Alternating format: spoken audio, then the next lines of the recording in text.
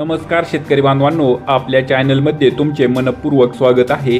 आजचा हा व्हिडिओ राज्यातील प्रत्येक शेतकरी बांधवासाठी अत्यंत महत्त्वाचा आणि दिलासादायक आहे, कारण खरीप पीक विमा 2026 मध्ये अखेर एक महत्त्वाचा बदल करण्यात आलेला आहे। एक जाचक अट या पीक विमा योजनेतून हटवण्यात आलेली आहे। म्हणूनच मित्रांनो, हा व्हिडिओ शेवटपर्यंत नक्की पहा आणि तुम्ही जर आपल्या चॅनलवरती नवीन असाल तर चॅनलला लगेच सबस्क्राइब करा। मित्रांनो, खरीप पीक विमा 2026चा अर्ज भरत असताना शेतकऱ्यांना पॉलिसी सबमिट करत असताना एक विशिष्ट कन्सेंट द्यावी लागत होते।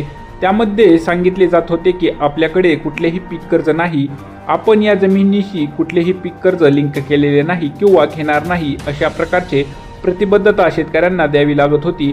ही अट खूपच जाचक होती आणि जर आपण पीक कर्ज घेतलेले असेल तर कसे याच्यातून पीक विमा भरायचा हा प्रश्न निर्माण होत होता, कारण बऱ्याच शेतकऱ्यांची अद्याप कर्जमाफी झालेली नाही।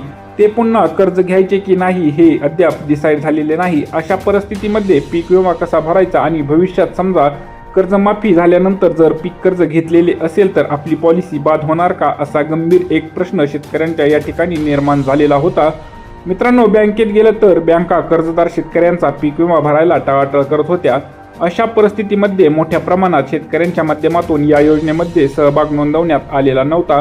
मोठ्या प्रमाणात शेतकऱ्यांच्या माध्यमातून या अटीच्या विरोधात रोष देखील निर्माण झाला होता। या पार्श्वभूमीवर मोठ्या प्रमाणात लोकप्रतिनिधींच्या माध्यमातून आणि शेतकरी संघटनांच्या माध्यमातून ही जाचक अट हटवण्याच्या संदर्भात जोरदार मागणी करण्यात आली होती। याच पार्श्वभूमीवर कृषी आयुक्तालयाच्या माध्यमातून केंद्र सरकारकडे याच्या संदर्भातील सविस्तर पाठपुरावा देखील करण्यात आला होता। मित्रांनो, याच पार्श्वभूमीवर आता कृषी आयुक्तालयाच्या माध्यमातून प्रत्येक जिल्हा स्तरावर शेतकऱ्यांना ही अट हटवली असल्याची माहिती देण्यासाठी जागरूकता मोहीम सुरू केली आहे। याच्या संदर्भात प्रेस नोट सुद्धा काढायला सुरुवात केली आहे। एकंदरीत काय पाहिलं तर या योजनेच्या माध्यमात शेतकऱ्यांना या वर्षीचा सहभाग पाहता योजना पूर्णपणे शेतकऱ्यांनी योजनेकडे पाठ फिरवल्याचे दिसून येत आहे।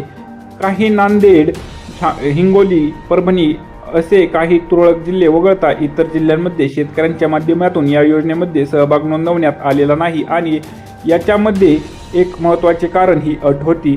मित्रांनो, योजनेचा कालावधी आता संपत आलेला आहे। अर्ज भरण्यासाठी अवघे काही दिवस शिल्लक राहिलेले आहेत। या परिस्थितीचा प्रभाव पाहता शेतकऱ्यांकडे यावर्षी मोठ्या प्रमाणात नुकसान झालेले आहे आणि याच पार्श्वभूमीवर शेतकऱ्यांना दिलासा मिळावा म्हणून पीक विमा योजनेमध्ये जास्तीत जास्त सहभाग नोंदवण्यासाठी ही अट शिथिल करण्यात आल्याचे कृषी विभागाच्या माध्यमातून सांगण्यात आले आहे। जास्तीत जास्त शेतकऱ्यांनी पीक विमा भरण्याचे आवाहन देखील करण्यात आलेले आहे।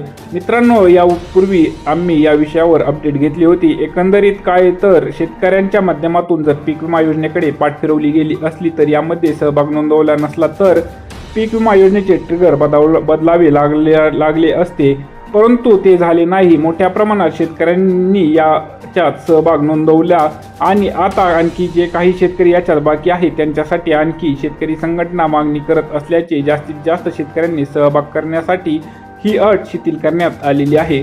म्हणूनच जर तुम्ही पीक विमा भरलेला नसेल आणि तुम्ही या अटीमुळे पीक विमा भरण्यापासून वंचित असाल तर तुम्ही आता लगेचच आपला पीक विमा भरू शकतात। ही विशेष संधी आहे आणि कालावधी मर्यादित असल्यामुळे तातडीने कार्यवाही करा। आजचा व्हिडिओ दिलेली माहिती तुम्हाला उपयुक्त वाटली असेल तर जास्तीत जास्त शेतकरी बांधवांपर्यंत नक्की शेअर करा। पीक विमा आणि शेती योजनांच्या अपडेट माझा महाराष्ट्र न्यूज 2.0 चॅनलला आत्ता सबस्क्राईब करा, बेल आयकॉन दाबा आणि तुमचे प्रश्न खाली कमेंटमध्ये नक्की लिहा। धन्यवाद मित्रांनो। जय महाराष्ट्र, जय शिवराय, जय जवान, जय